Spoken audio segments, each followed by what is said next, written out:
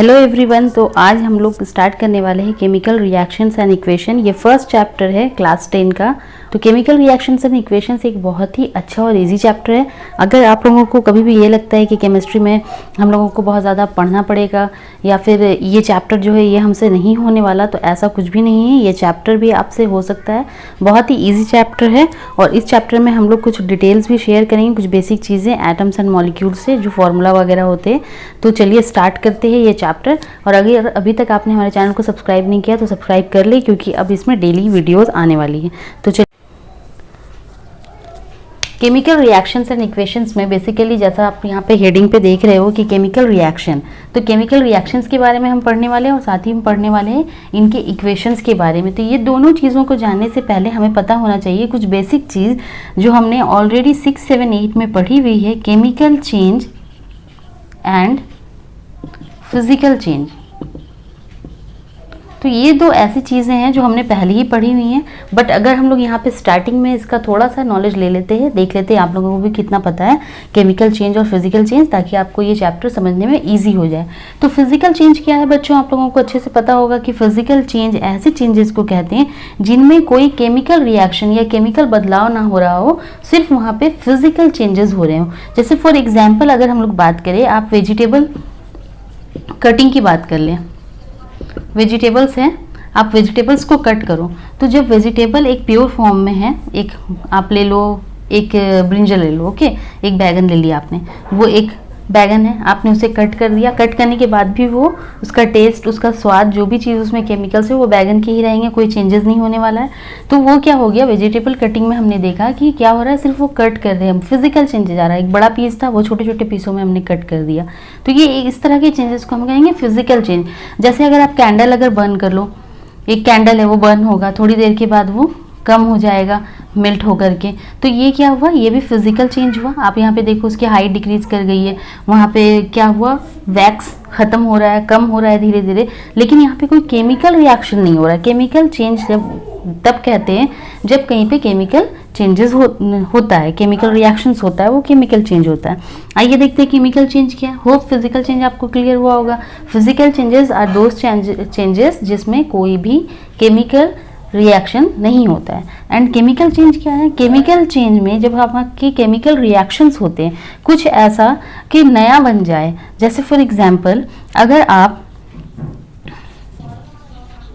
Water में salt mix कर दो, ठीक है, वाटर में आपने सॉल्ट मिक्स कर दिया, रिएक्शन तो नहीं हुआ यहाँ, लेकिन जो सॉल्यूशन बना उसका टेस्ट क्या होगा, चेंज हो जाएगा। ठीक है, यहाँ पे आपने देखा वेजिटेबल जब हमने कट किया, तो अगर एक कैरेट को हमने कट किया छोटे पीसेस पे, तो वो कैरेट ही रहेगा। अगर हमने रेडिश को किया तो रेडिश ही रहेगा।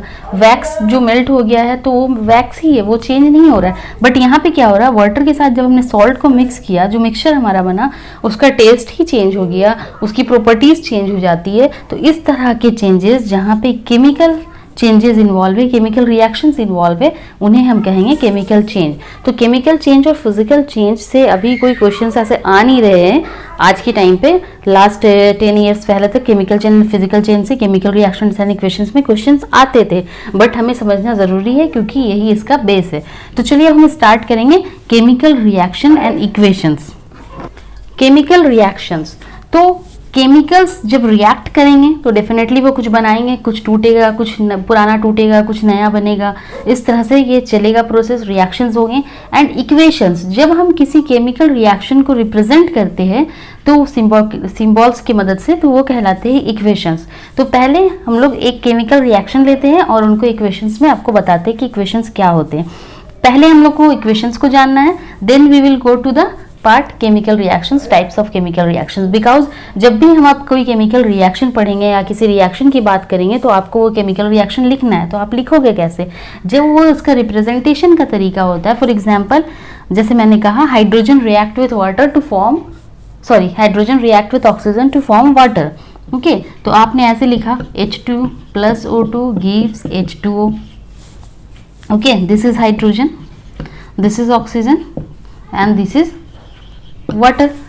तो यहाँ पे हमने क्या किया है, सिंबॉलिकली रिप्रेजेंट कर दिया अपने रिएक्शन को। तो जब आपने केमिकल रिएक्शन को सिंबल्स में रिप्रेजेंट कर दिया तो वो कहलाते हैं chemical equations. This is a chemical equation.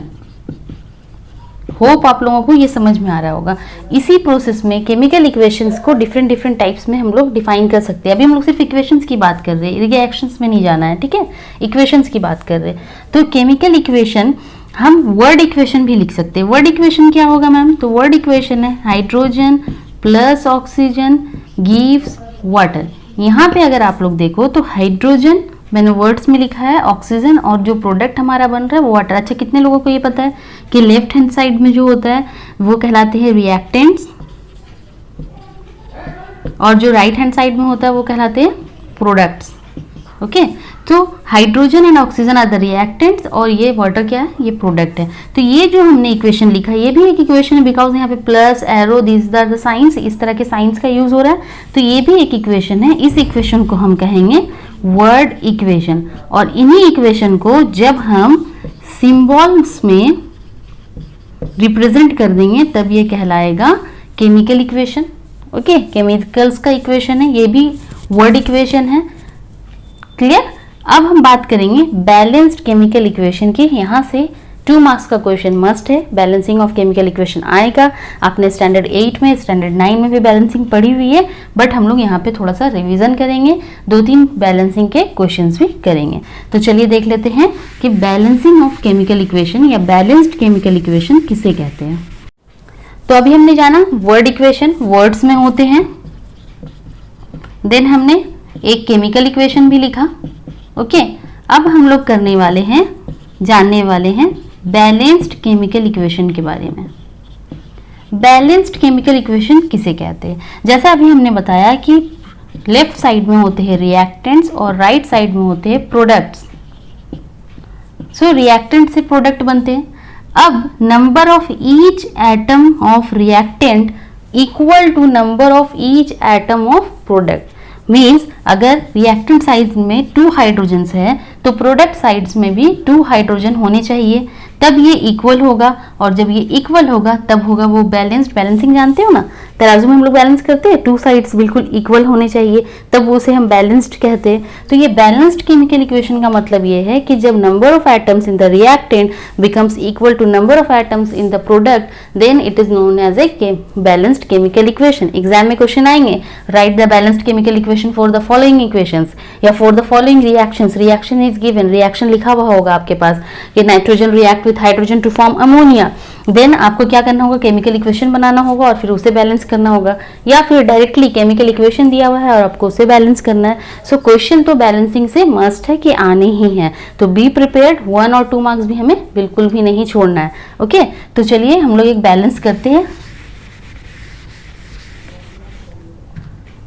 For example nitrogen plus hydrogen gives ammonia. Simple सा इक्वेशन है, आप सबको आता है। तो यहाँ पे हम number of atoms of each element देख लेते हैं। यहाँ आप देखो नाइट्रोजन कितना है? 2 है। हाइड्रोजन कितना है? 2 है। और यहाँ पे नाइट्रोजन 1 है और हाइड्रोजन 3 है।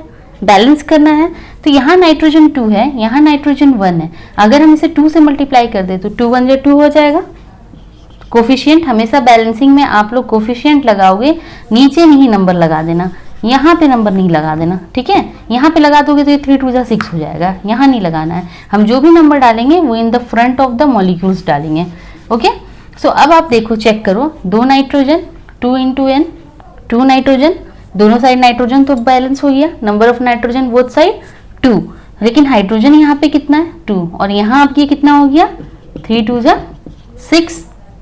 तो अब ये 2 को 6 कैसे बनाएंगे? 3 से मल्टीप्लाई करके, 3 यहाँ पे लगा देते हैं, 3 2 जा 6। अब आप चेकआउट करो, नाइट्रोजन 2 है, हाइड्रोजन 6 है, नाइट्रोजन 2 है, हाइड्रोजन 6 है। Number of atoms of both side reactant and products are now equal. So this is known as a balanced chemical equation. ये क्या है? ये एक बैलेंस्ड केमिकल इक्वेशन है। ओके, एक और करें, K plus Cl2 gives KCl। Potassium तो इक्वल है, यहाँ भी एक है, यहाँ भी एक है। क्लोरीन यहाँ 2 है रिएक्टेंट साइड में, प्रोडक्ट साइड में 1 है। क्या करेंगे? यहाँ पे 2 लगा देंगे। जैसे ही हमने यहाँ पे 2 लगाया, क्लोरीन तो 2 हो गया, बट पोटाशियम भी तो 2 हो गया, क्योंकि क्लोरीन और पोटाशियम दोनों साइड साथ में है ना यहाँ पे, तो पोटाशियम भी 2 हो गया। अब क्या करेंगे मैम, यहाँ भी 2 लगा दीजिए, लगा देते हैं यहाँ भी 2। तो ये देखिए अब ये बैलेंस्ड हो गया है, 2 पोटाशियम 2 पोटाशियम 2 क्लोरीन 2 क्लोरीन, तो ये भी एक बैलेंस्ड रिएक्शन है। ये सारी चीज़ें हमने स्टैंडर्ड 8 और 9 में भी की हुई हैं, हमने सिर्फ यहाँ पे रिवीजन किया है, और इसलिए किया है क्योंकि इससे एक क्वेश्चन तो मस्ट है कि आपका आने वाला है। होप ये आपको हेल्प करेगा। अब आते हैं केमिकल रिएक्शंस और उसके टाइप पे। देखिए हो सकता है कि ये जो वीडियो है ये थोड़ा लंबा अपलोड हो, या फिर मैं ऐसे 2 पार्ट्स में अपलोड करने की कोशिश करूंगी, बट आप लोग ये पूरा देखिएगा, ये पूरा लेक्चर देखिएगा, और ये पूरा लेक्चर कंप्लीट होते होते आपका केमिकल रिएक्शन एंड इक्वेशन का चैप्टर बिल्कुल ईजिली आसानी से कंप्लीट हो जाएगा। ओके, और आपको अगर कोई भी क्वेश्चन है, कोई भी क्वेरीज है, तो आप कमेंट में प्लीज लिखिएगा। तो चलिए स्टार्ट करते हैं। Chemical reactions, any chemical change is a chemical reaction. कोई भी केमिकल चेंज है वहां पे केमिकल रिएक्शन इन्वॉल्व होते ही है। केमिकल रिएक्शन क्या है? जब मॉलिक्यूल्स आपस में मिलते हैं और कुछ नया बनाते हैं, उसे हम केमिकल रिएक्शन कहते हैं। अभी जो हमने इक्वेशंस बनाया था, नाइट्रोजन और हाइड्रोजन मिलकर अमोनिया बना रहा है, पोटाशियम और क्लोरीन मिलकर पोटाशियम क्लोराइड बना रहा है। इसी तरह से डिफरेंट मॉलिक्यूल्स आपस में मिलते हैं और नया कुछ बनाते हैं, दैट इज केमिकल रिएक्शंस। तो इन केमिकल रिएक्शंस को कुछ टाइप्स में डिवाइड किया गया है, हमें उन्हें पढ़ना है। सबसे पहले है combination reaction. As name indicate, आप लोग समझ रहे होंगे कि कॉम्बिनेशन का मतलब क्या है। तो combination reaction is the first reaction. Then decomposition reaction, again फिर से आप लोगों को नाम से पता चल गया होगा कि इसका मतलब क्या है। बहुत इजी है केमिस्ट्री, नेम से ही अगर आप देखो, जो भी नेम है वर्ड्स है इंग्लिश के है, उनका मतलब आपको पता है तो आधी बात तो आपको ऐसे ही समझ आ जाने वाली है। Combination reaction which is also known as composition reaction, decomposition reaction, then displacement reaction,